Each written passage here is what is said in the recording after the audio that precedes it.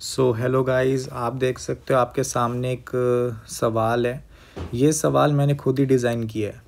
Try दो बढ़िया से एंड फिर इसका सोल्यूशन हम करते हैं। देखो, ये सवाल ना काफ़ी सिमिलर है, मतलब ऐसे सवाल तुमने पहले करे हैं, बस उसको मैंने एक अलग सी फॉर्म में यहाँ पर रिप्रेजेंट कर दिया।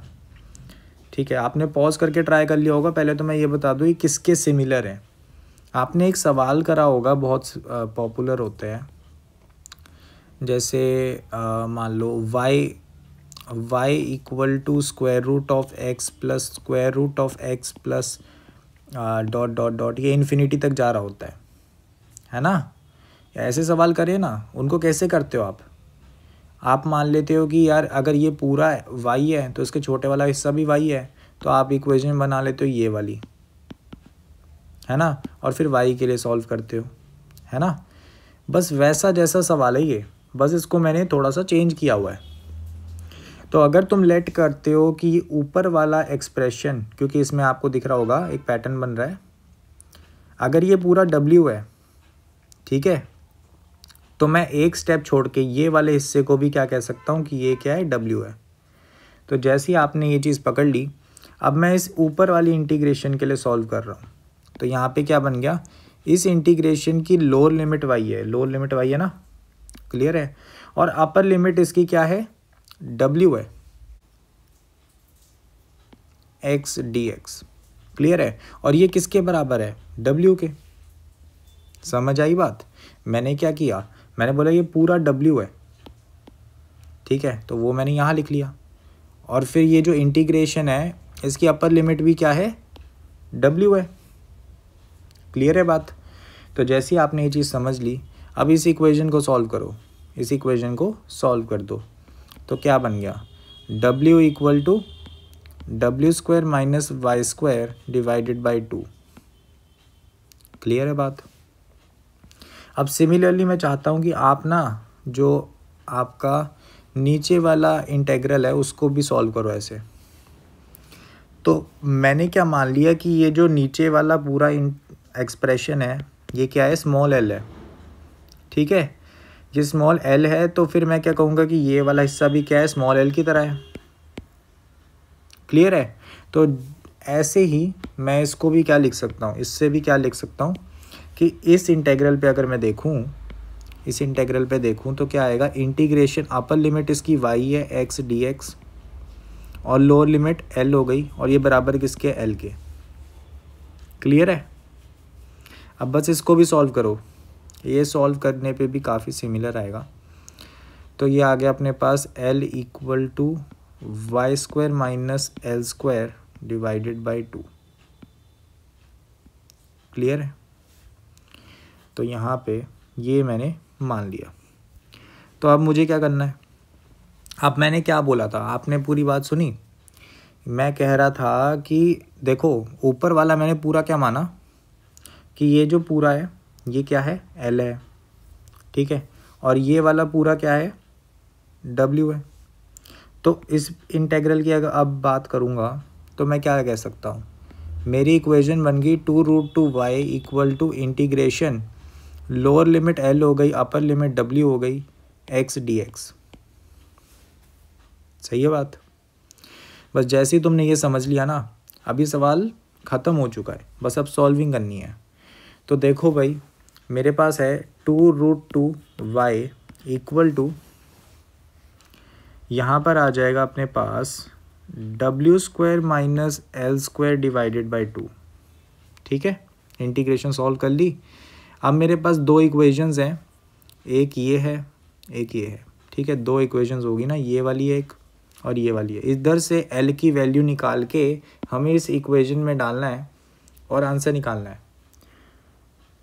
तो देखो भाई, हमारे पास सबसे पहली इक्वेशन क्या है, 2w equal to W square minus Y square, एक इक्वेशन है 2l equal to Y square minus L square, ठीक है बात।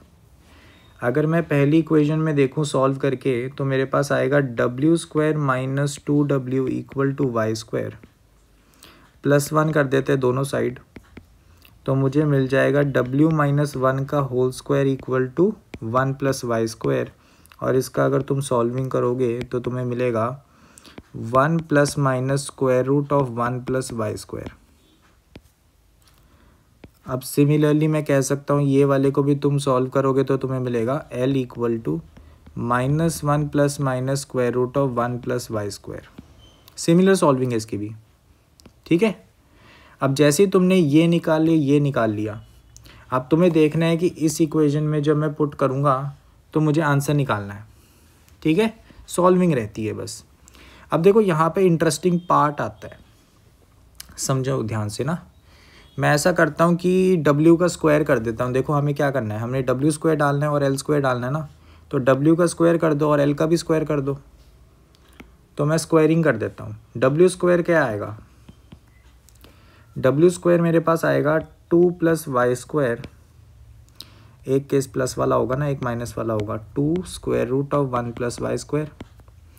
और यहाँ पे L स्क्वायर का भी अगर मैं लिखूँ वो आ जाएगा 2 plus Y square plus minus square root, यहाँ पे 2 टाइम्स 1 प्लस वाई स्क्वायर। अब ये दो केस बन गए हैं। अब देखो यहाँ पर इंटरेस्टिंग बात क्या है कि क्वेश्चन में मुझे गिवन है कि y मेरा क्या है, ग्रेटर देन 0 है। तो इसका मतलब क्या हुआ, आप यहाँ पर नोटिस करो कि अगर मैं w को पॉजिटिव ले लूँ, ठीक है, इसका प्लस वाला साइन ले लूँ, और L स्क्वायर का भी पॉजिटिव वाला साइन ले लूँ, तो क्योंकि ये यहाँ पर सब्ट्रैक्ट हो रहे हैं, है ना, तो आंसर 0 आ जाएगा y का। सिमिलरली अगर यहाँ पे मैं नेगेटिव साइन लूँ और यहाँ पे भी नेगेटिव साइन लूँ तो मेरा आंसर 0 आ जाएगा।